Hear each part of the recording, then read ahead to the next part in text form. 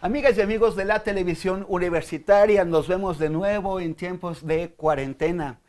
Estamos grabando en Ciudad Universitaria, en la Ciudad de México, en las instalaciones del TV UNAM, pero realmente trabajando con lo mínimo porque la mayor parte de los trabajadores pues han tenido que acatar las medidas, hemos tenido todos, y están en casa. Por eso mismo empezamos ahora algunas transmisiones, vamos a tener varios programas de Diametral, periodismo de coyuntura, en línea. A través de estas plataformas que ahora de pronto son las más populares, que ya hacemos hasta todo tipo de reuniones familiares, fiestas, todo eso, viéndonos por la pantalla. ¿Qué le iba a pensar? Hace no muchos años todavía parecía que el tema de la telefonía o de la videotelefonía era algo como para la ciencia ficción, y ahora pues no, ahora es lo cotidiano para todos nosotros y es de lo que tenemos que depender. Nuestro invitado se encuentra en Galicia, en España. Él en realidad es sevillano, es andaluz, pero ahora está en Galicia. Se llama Sergio Pascual. Él es el secretario ejecutivo del Centro de Estudios Latinoamericanos de Geopolítica, que pues me explicaba que unos 40 integrantes que realizan estudios sobre la región y son de varios países. A él le toca ser el español del grupo. Es antropólogo, ingeniero en telecomunicaciones, fue secretario de organización de Podemos, este partido de izquierda que ahora es parte del gobierno español, y fue diputado en 2 legislaturas de Podemos. Ahora está dedicado pues más bien a la investigación como secretario ejecutivo de ese centro de estudios. Y nos ha interesado hablar con él, traer su imagen y su voz al público de la universidad, porque queremos presentar un poquito otro tipo de dimensiones de qué es lo que está pasando en esa emergencia. Hemos hablado mucho sobre el nivel sanitario de salud, lo que nos puede causar no solamente enfermarnos de la COVID-19, sino también de otro tipo de padecimientos que pueden venir asociados, como por ejemplo los emocionales o los mentales o la violencia intrafamiliar. Pero un problema muy grave que vamos a tratar ahora es el impacto social que tiene una situación de interrupción de las actividades económicas y de encierro como el que estamos viendo. Porque sabemos que no todo el mundo lo paga igual. No todo el mundo, no es lo mismo encerrarse para una persona que tiene los recursos, cuya manutención o cuyos ingresos pues no se van a ver profundamente afectados, o tal vez sí se ven afectados, pero finalmente no está en riesgo la alimentación o el techo que tiene para esa persona y su familia. Entonces, pues Sergio Pascual, muchísimas gracias por aceptar conversar con nosotros. Yo sé que estás en casa, entonces pues bueno, no te hemos distraído del trajín cotidiano, ¿verdad? Pero bueno, saludos, Sergio. Muchas gracias a vosotros por invitarme, por invitarnos a CELAG, y un saludo a todos tus televidentes del público de la UNAM, que es muy querida y muy leída por CELAG. Oye, Sergio, cuéntanos, ¿cómo se llama la población gallega en donde estás ahora? Pues se llama Noia, es un pequeño pueblo de unos 18.000 habitantes, cercano a Santiago de Compostela, que quizás es más conocido para el pueblo mexicano por la famosa, El la Camino de famosa Santiago. ruta de Santiago, el Camino de Ajá. Santiago. Y nada, la verdad que es un lugar tranquilo. En ese sentido soy un privilegiado porque, bueno, pues paso la cuarentena con algo menos de dificultades que viviendo en una gran ciudad. Oye, y entonces, o sea, cómo se diferencian las medidas de la cuarentena en un pequeño pueblo gallego? ¿Cómo es distinto esto, por ejemplo, de lo que pasa en una ciudad? Bueno, en realidad, en términos prácticos, no hay diferencias operativas, ¿no? El decreto no distingue entre grandes ciudades o pequeñas ciudades, pero evidentemente no es lo mismo poder dar un paseo por una terraza o por un pequeño jardín que vivir en una vivienda, como decías tú antes, en una vivienda que tiene una ventana que da a una calle o una carretera, ¿no? Hay una diferencia Ajá, importante. Y además, con el mismo salario, uno puede permitirse viviendas algo más grandes en el ámbito rural en España ajá. que en el ámbito urbano, ¿no? Cualitativamente más grandes, lo cual te permite vivir con más desahogo una cuarentena como esta por el mismo coste. Parece que las medidas son más estrictas en España que lo que hemos tenido en México. El gobierno mexicano pues ha hecho énfasis en que no va a poner a la policía a perseguir a los ciudadanos y que y es básicamente son medidas con recomendaciones, con el paro en muchas actividades económicas, pero bueno, no nos obligan a quedarnos en casa. ¿Cómo pueden hacerlo ustedes allá? O sea, ¿cómo lo tienen que hacer? ¿Cuánto tiempo pueden salir? ¿Cómo es en España? Bueno, aquí la situación ha ido cambiando con el tiempo y fue a partir del momento que estábamos con más de 6.000 infectados que el gobierno tomó esta decisión más dura, ¿no? de hacer obligatoria la permanencia en casa. Nosotros tenemos que estar en casa y solamente podemos salir para cosas muy tasadas. Se puede salir de casa para ir a trabajar, se puede salir de casa para ir al comercio a comprar o se puede salir de casa para ir a la farmacia, ¿no? O al médico. Y, pero entonces, o sea, tú puedes salir y tienes que llevar algún documento que presentar si la policía te detiene.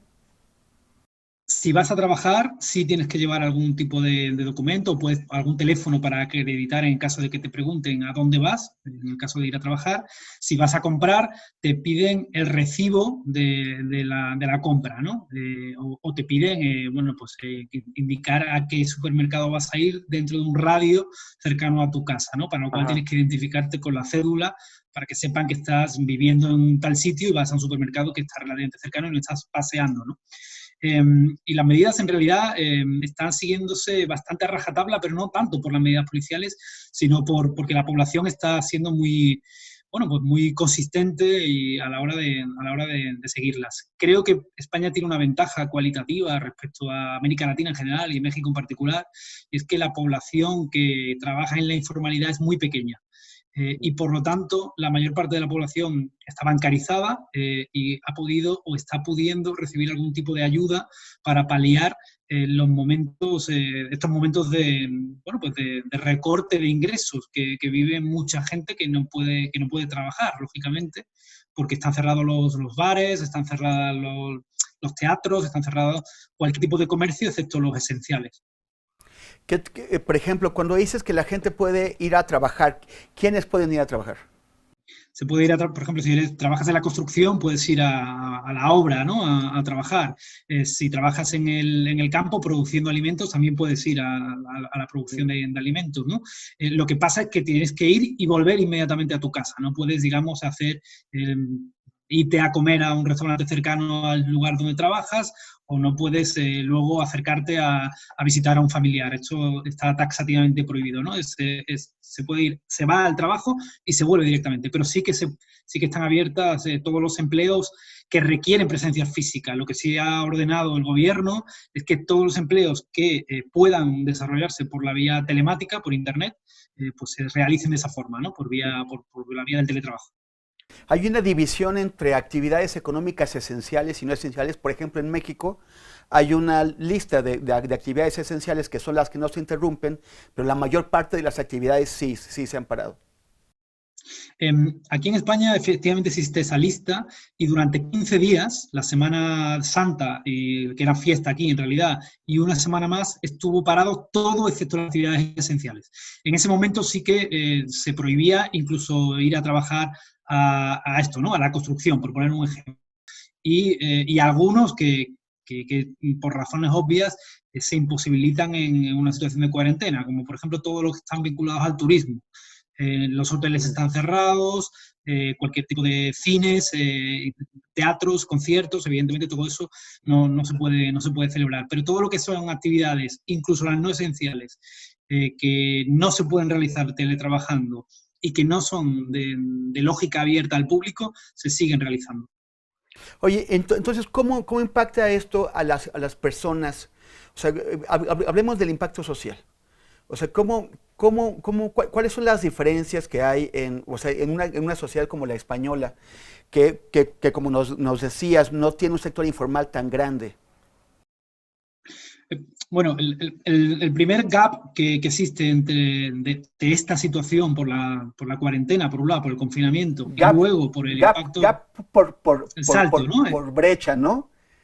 Sí, por brecha, efectivamente. Luego El en principal, España dicen que en México hablamos Spanglish, pero también tienen las también suyas, se nos sí. desliza. Y además Ajá, yo estoy muy latinoamericanizado y allá, ajá, utilizo latinismos. ajá. Eh, la principal brecha efectivamente se da en el confinamiento, por las distintas situaciones de confinamiento, ¿no? Lo que hablábamos antes, ¿no? No es lo mismo vivir en una residencia de 50 metros cuadrados con 5 o 6 personas que vivir en 250 metros cuadrados. Yo creo que Ujú. a cualquiera que lo piense le salta a la vista. Es verdad que en España, como te decía antes, no tenemos este problema tan acuciante de informalidad, es un problema más pequeño que en América Latina, no es inexistente, pero es cualitativamente más pequeño y por otro lado, bueno, pues no hay otros problemas vinculados a la informalidad como pueden ser el abastecimiento de agua potable, etcétera, ¿no? Hay una relativa suficiencia en esa materia. Pero es cierto que hay una parte muy importante de la población que se va a quedar sin empleo, se ha quedado ya sin empleo y probablemente se quede sin empleo en el corto medio plazo porque hay sectores enteros que se van a hundir. El sector turístico, del cual depende entre el 11 y el 12% del PIB español, estamos hablando de 1 de cada 10 euros españoles, depende del turismo, parece que se va a estancar durante probablemente más de un año. Eso significa destrucción masiva de empleo. Permíteme un segundo, Sergio. Tenemos que irnos a la pausa. Se va como agua esto. Pero bueno, solamente acordarme de una persona que conozco que tiene una mansión en una zona de lujo de Ciudad de México y sufre mucho. Llama a todos sus amigos desde la piscina para hablar de lo solo que se encuentra. Pero bueno, vamos a una pausa. Vamos a una pausa y regresamos aquí en Diametral Periodismo de Coyuntura. Regresamos a Diametral Periodismo de Coyuntura. Estamos conversando con Sergio Pascual, quien es secretario ejecutivo del Centro Latinoamericano de Centro de Estudios Latinoamericanos de Geopolítica, CELAG. Y nos está hablando desde Noya, en Galicia. Estamos hablando del impacto social que tiene la cuarentena, que tienen todas estas medidas de restricción que son distintas en los diferentes países. Por ejemplo, el día de ayer estaba entrevistando a un amigo, a un politólogo que está en Arauca, en Colombia, y allá tienen restricciones muy brutas, o sea, son solamente de acuerdo al último número, al último dígito de tu cédula de identidad, te toca un día. Entonces, por ejemplo, él tiene el 7 y le toca salir los viernes, pero no todo el viernes, le toca de las 7 de la mañana a las 2 de la tarde y después la gente sale de lunes a viernes, sábado y domingo, no se mueve nadie. Entonces, y hay restricciones, ahí sí te ponen una multa de 1 millón de pesos colombianos, que es como 6,000 pesos mexicanos, no puedo hacer la conversión a euros ahora, y a los reincidentes, cárcel hasta 4 años, o sea, ahí sí es un poco más radical. Pero, y en otros países, en Perú, yo supongo que tú has estado siguiendo eso, seguro que sí, aprobaron una ley, aprovecharon la coyuntura para aprobar una ley que exime a las fuerzas de seguridad de responsabilidad penal si, por ejemplo, si matan a alguien supuestamente en el ejercicio de en una misión. Son inimputables, efectivamente, tienes toda la Así es, razón. ¿no? Es gravísimo eso, como si fuera Gravísimo. Filipinas, que el presidente Duterte de Filipinas está también pues un poco en esos extremos. Pero bueno, pero Bueno, y en países como Bolivia también se está reprimiendo a la población por quejarse sobre la falta de abastecimiento de mascarillas o otro tipo de instrumentos de protección, ¿no? De los médicos. Por ajá, tuitear esto puedes ir a la cárcel, por Bolivia, en este tuitearlo. momento. O sea, como si fuera sedición o alteración del orden público Efectivamente, o algo efectivamente. así. Bueno, Se le acusa de inducir a la alteración del orden público, efectivamente. bueno, en Bolivia tenemos un gobierno golpista, ¿no? Que es, o sea, Sí, no es gobierno de sorpresa facto, hay total. que así que hayan Claro, pero están aprovechando para recrudecer todavía más la persecución política. claro.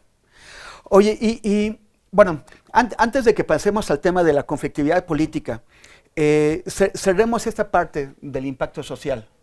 ¿Te parece? O sea, no es lo mismo quedarte en un piso de 30, 40 metros cuadrados que no tiene ni una ventana o la única ventana da a una pared de otro edificio que tener pues esas condiciones más cómodas, ¿no? Y algunos, te pongo algunos ejemplos más, ¿no? No solo estas condiciones, sino cosas que uno lo va a entender perfectamente. No es lo mismo que te traigan la compra a casa porque tienes recursos como para poder pedirla por internet y que alguien se juegue la vida en la calle por ti que tener que salir a comprar, ¿no?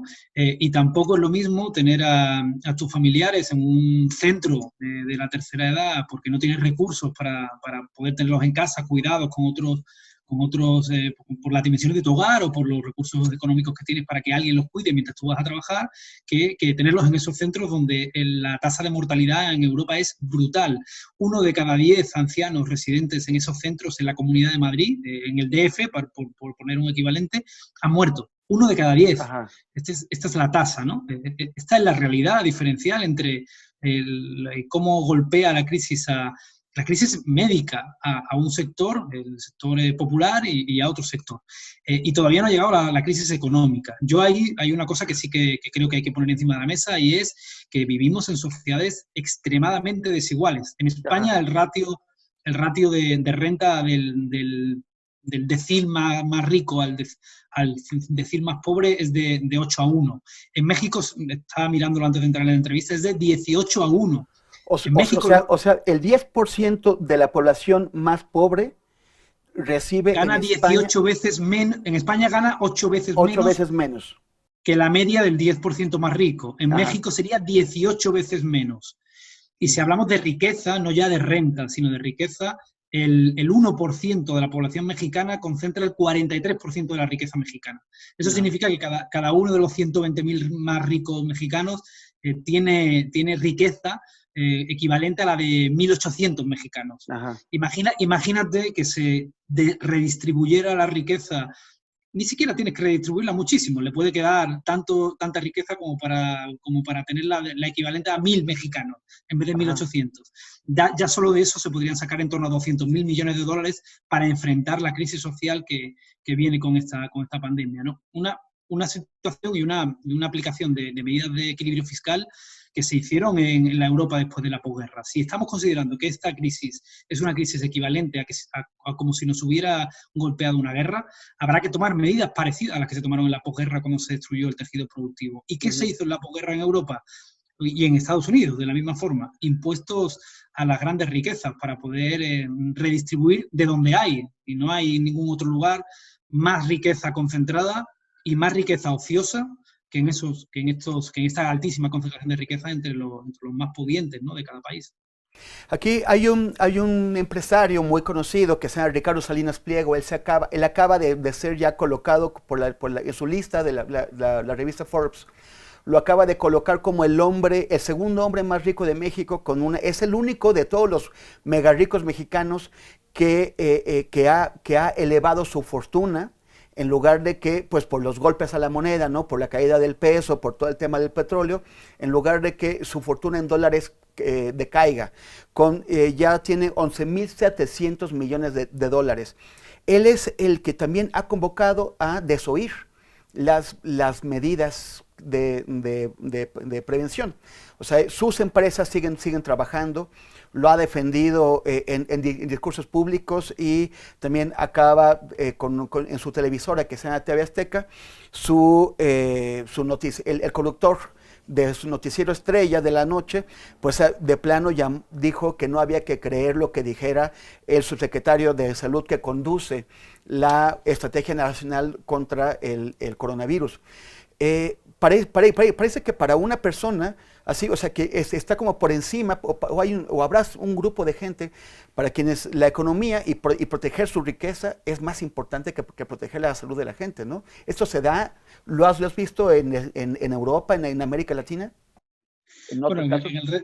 en el resto de América Latina ha sucedido en más lugares, ¿no? Sin ir más lejos, el presidente de Brasil Jair lo hace Bolsonaro. permanentemente, Jair Bolsonaro, el presidente de Estados Unidos también hace el mismo tipo de llamamientos, y en Europa hay que reconocer que son más escasos ese tipo de llamamientos y se cuentan con los dedos de una mano porque recibirían un alto rechazo social. Pero para mí hay una cuestión que es clave en este momento de pandemia, y es que frente a quienes dicen que viene un mundo nuevo, yo tengo la sensación de que lo que está sucediendo es que se intensifican posiciones que ya existían antes. De un lado, vemos la posición solidaria que también se exacerba, ¿no? La gente está sacando, mucha gente está sacando lo mejor de sí mismo para ayudarse unos a otros. Pero la posición mezquina, la posición individualista, egoísta, también se exacerba. Ajá. Entonces son las dos posiciones que se han exacerbado y que están luchando porque saben que viene un momento de redefinición del modelo de sociedad, y las dos están pugnando por ver quién gana. Nos encontramos para mí en un momento histórico en el que habrá que definir si nuestras sociedades se inclinan hacia más solidaridad y por lo tanto también más igualdad, más redistribución, o si por el contrario se inclinan hacia más mezquindad, más sálvese quien pueda, que sería lo que postula y lo que defiende este señor Salinas, ¿no? Claro, a él no le interesa la redistribución porque él ya está cuidado en su casa y lo que necesita es que su cartera siga engordando. Creo que la sociedad mexicana probablemente en su gran mayoría estaría apostando por la solidaridad en un momento como este y por dar de lado a mezquindades como las de este señor. Pero es una pelea que hay que dar, que hay que darla cada día y hay que darla también en las calles, ¿no? Sé que ha habido casos terribles, ¿no? Los conozco de México, pero también se han dado en España, ¿no? De gente que le ha pedido a médicos que se vayan de su edificio para que no les contagien de coronavirus, ¿no? Eso ha sucedido en algunos casos contados en España. La respuesta ha sido muy importante de decirle a esos señores que quienes se tienen que ir son ellos, no los médicos que nos están salvando a todos, Claro. ¿no? Es una respuesta social muy importante. Creo que esa respuesta social es clave para que salgamos de esta por la vía de más solidaridad y no de más mezquindad. En México hemos tenido algunos casos extremadamente vergonzosos de gente que sí, que ha discriminado a médicos a personal sanitario en general, incluso les han arrojado cloro, como así, es absurdo, bueno, o sea, pero ese es también el tipo de personas que están también en esa sociedad y con las que tenemos que contar que van a hacer eso. ¿Cómo se va a dar esta redefinición que estás planteando? ¿Cómo crees tú que se produzca? ¿La gente lo discutirá en foros públicos? ¿Irán a votar? ¿Será que habrá, por ejemplo, durante todos esos años de neoliberalismo, se ha ido erosionando, se ha ido destruyendo los sistemas de salud?